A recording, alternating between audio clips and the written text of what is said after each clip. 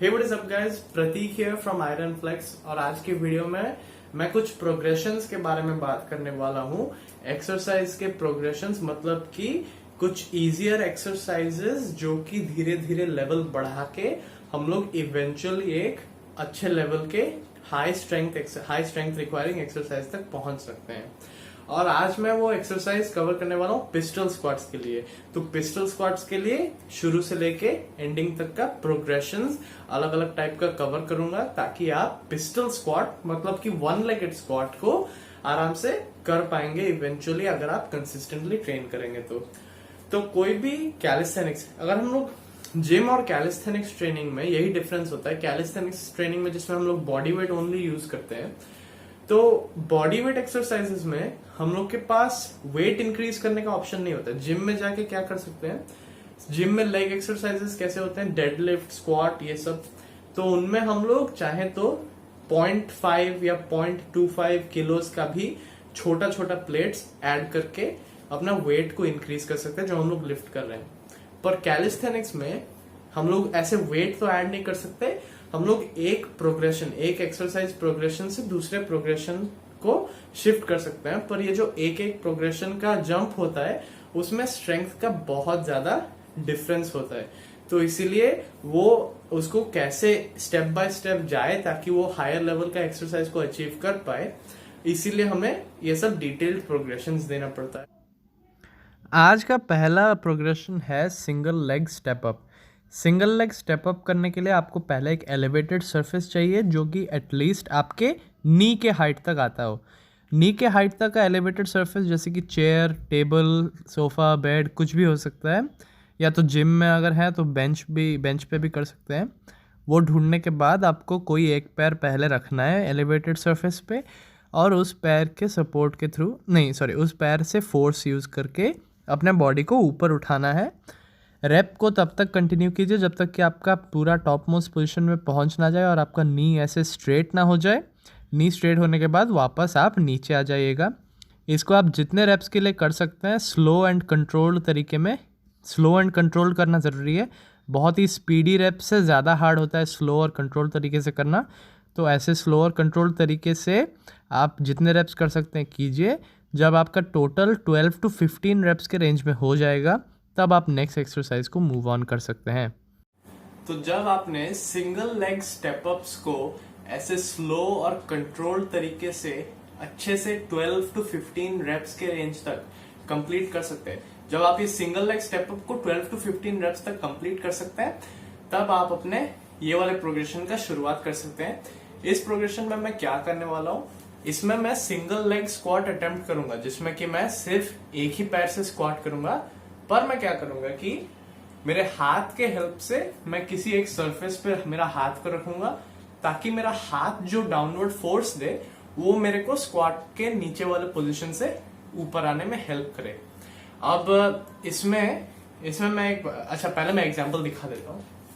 जैसे pistol squat का position ऐसे होता है, जो पैर के साथ हम लोग स्क्वाट करने वाले हैं वो जमीन पे रहेगा, और जो पैर नहीं रहता है जमीन पे उसको आप स्ट्रेट करके अपने बॉडी के सामने रख दीजिए।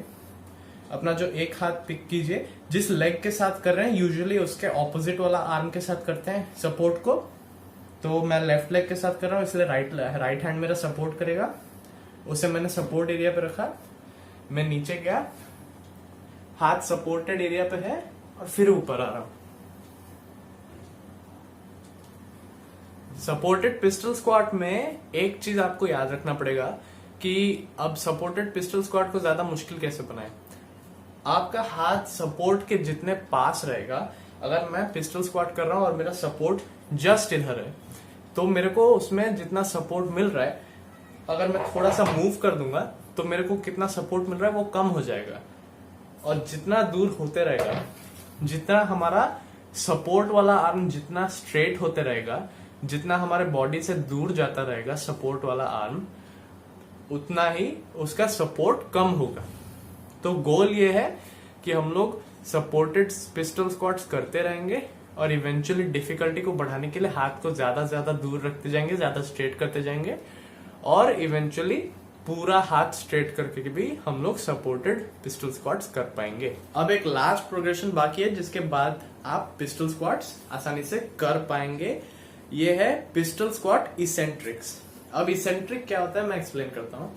कोई भी एक्सरसाइज का रेंज ऑफ मोशन का दो पार्ट्स होता है, कॉन्सेंट्रिक और इसेंट्रिक। हम लोग जैसे कि स्क्वाट का एग्जांपल देता हूं जिसमें हम लोग नीचे जा रहे हैं ना, हम लोग एक्टिवली हमारे क्वाड्स के थ्रू पुश नहीं कर रहे हैं, पर हमारे क्वाड्स हमारा नीचे जाने को कंट्रोल कर रहे हैं। अगर हम लोग नीचे वाले पोजीशन से पुश करके ऊपर आ रहे हैं, वो हुआ कि हमारे क्वाड्स एक्टिवली जब कंट्रैक्ट करके ऊपर पुश कर रहे हैं, तो वो concentric part of the motion हो गया। और जिस पार्ट में हम लोग ऊपर से नीचे जा रहे हैं, उस पार्ट में हमारे क्वाड्स को ऊपर पुश करने के लिए फोर्स नहीं लगाना पड़ रहा है। इंस्टेड वो बस नीचे जाने वाले मोशन को कंट्रोल कर रहे हैं ताकि हम लोग नीचे फटाक से गिर के ना जाए, इंस्टेड स्लो एंड कंट्रोल वे में जाए। वैसे ही पुल अप में जब ऊपर पुल कर रहे होते हैं, वो होता है concentric part of the motion, और इसेंट्रिक पार्ट होता है जब हमारे मसल्स धीरे धीरे हमें नीचे आने देते हैं कंट्रोल्ड मैनर में। अगर हमारा मसल्स पुल अप करने के बाद, ऊपर वाले पोजीशन में जाने के बाद अगर पूरे रिलैक्स हो गए, तो फिर हम लोग एकदम झटके के साथ हम लोग नीचे पुल अप के मोशन से गिरेंगे। पर ऐसा नहीं होता है, हम लोग धीरे से कंट्रोल्ड तरीके से नीचे आते हैं। वही पार्ट ऑफ द मोशन जो धीरे से कंट्रोल्ड होके आता है, वो होता है इसेंट्रिक। तो पिस्टल स्क्वाट इसेंट्रिक्स क्या है, उसमें आपको ऊपर वाले पोजीशन, पिस्टल स्क्वाट के ऊपर वाले पोजीशन से शुरू करना है और धीरे से नीचे जाना है, एज स्लो एज पॉसिबल। आप जितना स्लो करते करते नीचे जाएंगे, पिस्टल स्क्वाट के बॉटम मोस्ट पोजीशन में पहुंचेंगे। फिर पिस्टल स्क्वाट पोजीशन से निकल जाइए, वापस दोनों पैर यूज करके खड़े हो जाइए और फिर से इसेंट्रिक से नीचे जाइए। ऐसा 1, 2 सेट, 3 सेट अगर आप करेंगे with 3 to 4 reps in each set, तो फिर भी आपका काफी ज्यादा हेल्प होगा और आपका eccentric part of the motion जो करने में है, आपका बॉडी को मेमोराइज हो जाएगा पिस्टल स्क्वाट वाला मूवमेंट, ताकि आप जब नॉर्मल पिस्टल स्क्वाट बिना किसी सपोर्ट, बिना कोई इजियर वेरिएशन के जब करने जाएंगे एक्चुअल वाला मूवमेंट को, तब आपको काफी हेल्प मिलेगा। अब मैं डेमोन्स्ट्रेट करता हूं कि इसेंट्रिक पिस्टल स्क्वाट्स हम लोग कैसे करेंगे। ये वाला part of the video vertically recorded है, उसके लिए सॉरी। मेरे को हॉरिजॉन्टली रिकॉर्ड करके मेरा पूरा पिस्टल स्क्वाट वाला मूवमेंट रिकॉर्ड करने का कोई तरीका नहीं मिला, इसलिए वर्टिकली रिकॉर्ड करना पड़ रहा है। तो ठीक है, अब मैं शुरू करता हूं। ऐसे करते हैं eccentric pistol squats.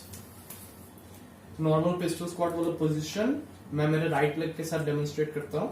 Right leg के साथ, अगर राइट लेग नीचे होगा तो लेफ्ट लेग को स्ट्रेट करके आगे बढ़ा दूंगा, फिर नीचे गया, बस इसेंट्रिक मोशन खत्म।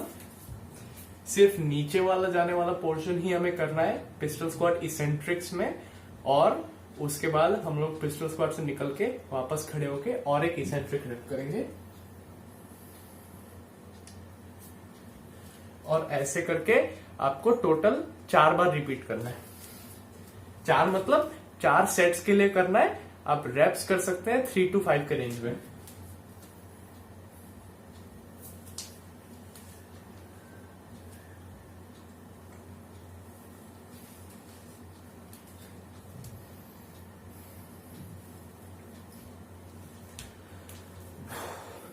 तो आपका जब ये step ups, supported pistol squats और इसेंट्रिक पिस्टल स्क्वाट्स जब कंप्लीट हो जाएगा, तब आप फाइनली मूव ऑन कर सकते हैं एक्चुअल पिस्टल स्क्वाट में। आपको हो सकता है पहले में थक गया आपको हो सकता है पहले में 1 या 2 ही पिस्टल स्क्वाट्स आप ठीक से कर पाए, पर ट्रेन करते रहिएगा।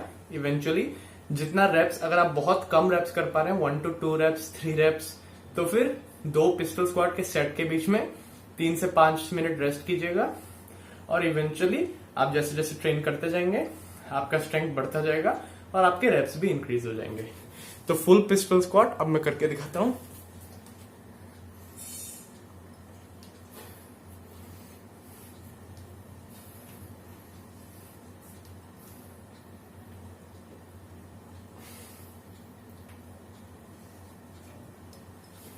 तो आज का वीडियो यहीं पे खत्म होता है।